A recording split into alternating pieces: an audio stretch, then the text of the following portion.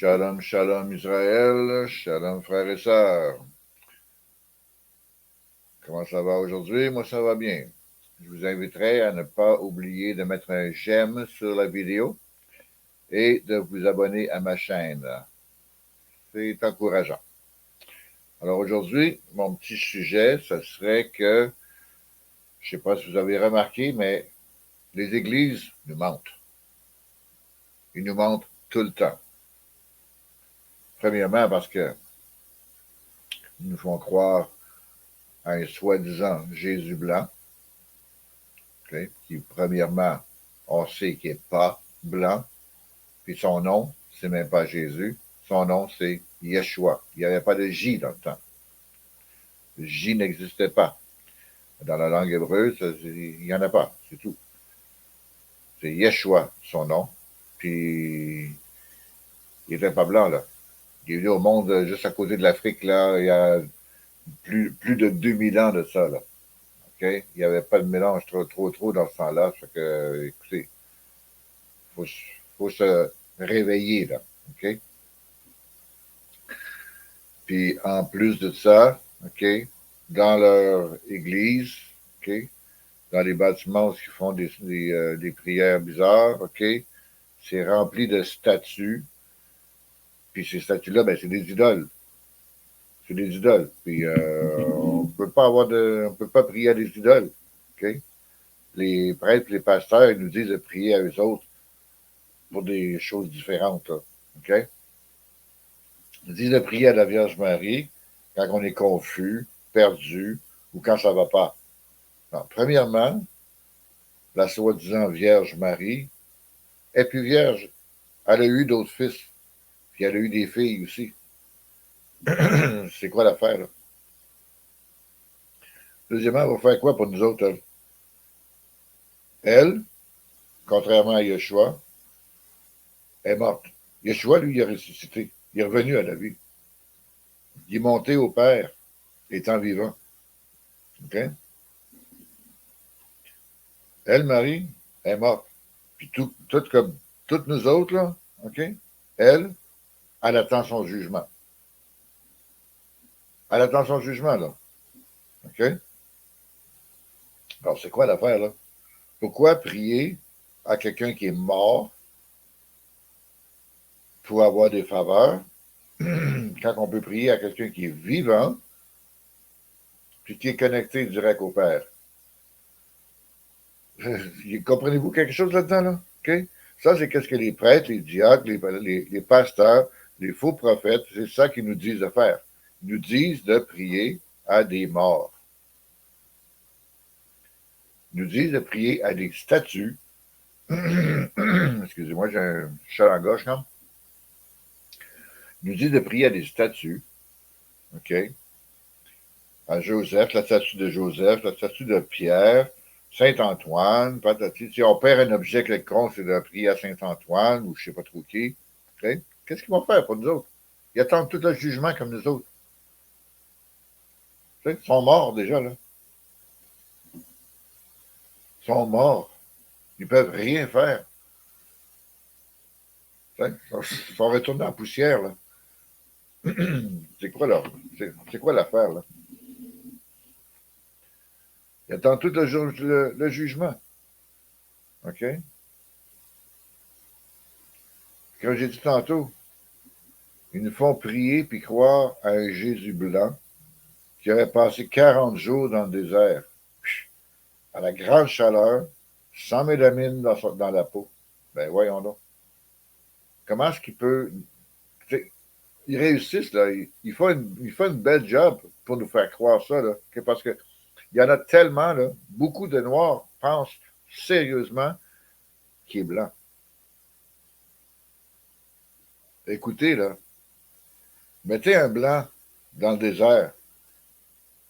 Ça va lui prendre combien de temps à avoir un coup de soleil, là? Ça va lui prendre combien de temps à avoir un coup de soleil? OK? Pensez ça, là. OK? Le monde, là, OK? Oui, mais écoutez, là, j'ai pensé à quelque chose, là, OK? Là, vous vous dites, ah ben oui, si on met un blanc là, puis avec la protection dans le visage, sur les mains, non. Yeshua, il n'y en avait pas. OK? Il n'y avait pas de protection, de crème, quelque chose comme ça. Non. Lui, c'était sa mélamine. OK? Très foncé. Yeshua, très foncé. Il a passé 40 jours dans le désert, à la grande chaleur. OK? C'était pas un blanc, là. Un blanc, là, il va te faire peut-être 3-4 heures, peut-être. OK? Il va être rouge. Il va être rouge brûlé. Il va avoir des plaques de brûlure sur lui, là. Yeshua, il a passé 40 jours. Il était intact. Pas à cause que c'était le Fils de Dieu. C'est plutôt parce qu'il était noir. Noir foncé. OK? Il y a aussi, qu'est-ce qu'ils nous font croire aussi, là? La fameuse première communion, la confirmation. Hey, la confirmation, là, ça confirme quoi au juste? Vous êtes-vous déjà posé cette question-là? Ça confirme quoi, ça, la confirmation? Ça confirme quoi? Moi, j'ai jamais compris. Moi, je l'ai eu, la première communion. Je l'ai eu, la confirmation, comme la majorité du monde sur la planète. OK? Mais ça confirme quoi? J'ai jamais compris, celle-là. OK?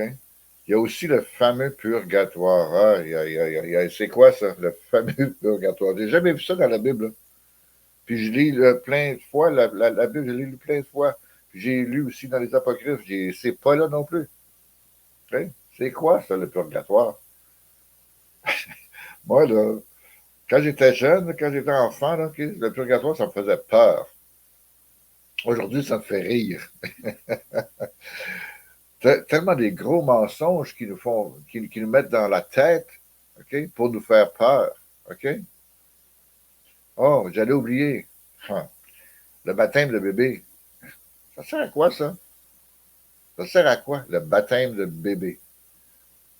C'est tellement des mensonges, là. OK? Ça sert à quoi, ça? Le bébé, là, il ne sait même pas qu'est-ce qui se passe. Tout ce qu'il sait, là, c'est que là, il reçoit de l'eau froide sur le front. OK? Ça lui fait peur. Je ne sais pas c'est quoi, là. OK? Il est dans les bras de la mère ou du père, ou les deux. Puis même des fois, c'est le prêtre ou le pasteur qui l'a dans les mains. Puis là, il ne sait pas c'est qui, ce gars-là. Là. OK? Ça lui fait peur. Puis là, le bébé, il pleure. Là, tout le monde rit. Mais pourquoi? Tu ris parce que ton bébé pleure? Ah non, il est triste, il a peur. Enlève-les de là, fallait pas faire baptiser de même. Ça n'a pas de sens. Pour être baptisé proprement, là, ben, c'est à partir de l'âge de 16 ans, puis accompagné d'au moins un parent. Quand tu es rendu adulte, tu n'as pas besoin d'un parent. Là, mais à partir de 16 ans, tu es mineur. Bon, OK? C'est clair, là? Tu es mineur. Bon. Accompagné d'au moins un parent. À cet âge-là, au moins, là, l'enfant, il peut comprendre, puis être capable de prendre une décision pour se faire baptiser. C'est pas sorcier, c'est pas compliqué à comprendre, là. OK? Il peut pas faire ça quand il est bébé, là. Il peut pas comprendre ça. C'est quoi un baptême quand tu es bébé? Tu connais ça? Est-ce que vous en souvenez, vous autres, que vous êtes fait baptiser? Est-ce que vous vous souvenez de ce qui s'est passé? Non. Avez-vous pris la décision? Non. C'est vos parents qui ont fait ça. Okay? Ça a été le même pendant de longtemps, longtemps, longtemps. Là. Ça a toujours été. Puis pourquoi? Le monde ne comprenne pas c'est quoi. Là. En tout cas, c'est quelque chose, tous les mensonges qui nous font croire, là. OK? Puis ils sont sérieux là, dans leurs propos, puis tout. Là. Ils sont vraiment sérieux. Là. Ils veulent pas qu'on déroge de ça. Là. OK? C'est comme ça, comme ça, comme ça. Là. Puis si tu fais pas ça, ben là, tu es rendu un athée. Comme moi, pour eux autres, moi, je suis un athée. Là. Hein? C'est parce que moi, là, je ne vois plus à l'église. Ça fait des années que je ne vois plus à l'église. OK? Parce que j'ai vu que dans les églises, ils nous mentent solides. OK? Puis ils nous font croire des affaires qui n'ont aucun rapport. OK? Ils vont vous lire des affaires dans la Bible, là, OK? Puis on les comprend même pas. Parce qu'ils vont mélanger des affaires. OK? Puis ils vont lire juste un petit passage à quelque part, là, OK? Puis ils vont pas vous dire de lire la Bible comme il faut. Ils vont pas vous dire de lire la Bible à partir de Genèse, puis aller jusqu'à l'Apocalypse de façon correcte. Quand tu prends un livre, là, tu vas chez Archambault ou une librairie quelconque, tu achètes un livre. Est-ce que tu commences à lire le livre à partir du milieu ou aux trois quarts ou juste au quart, au premier quart du livre? Non, tu commences au début. Il y en a même qui vont lire l'avant-propos ou la préface pour comprendre l'auteur. Puis ensuite, ils vont continuer, ils vont commencer l'histoire, chapitre 1 jusqu'à la fin. C'est comme ça qu'on lit un livre. La Bible, c'est un ensemble de livres aussi. Il y a 66 livres dans la Bible. Commencez à Genèse, finissez à l'Apocalypse, page par page, tranquillement. OK? Vous allez comprendre. OK? Puis quand vous avez fini, allez chercher des apocryphes. OK? Peut-être que vous allez devoir lire la Bible peut-être 2 fois. Moi, personnellement, je l'ai lu 12 fois avant de découvrir les apocryphes. Mais là, moi, je vous en parle des apocryphes. Allez vous les chercher, les apocryphes. OK? Si vous ne savez pas où, contactez-moi sur mon courriel. OK? Ben, je vais vous aider là-dessus. OK? Contactez-moi sur mon courriel, puis je vais vous aider pour découvrir les apocryphes.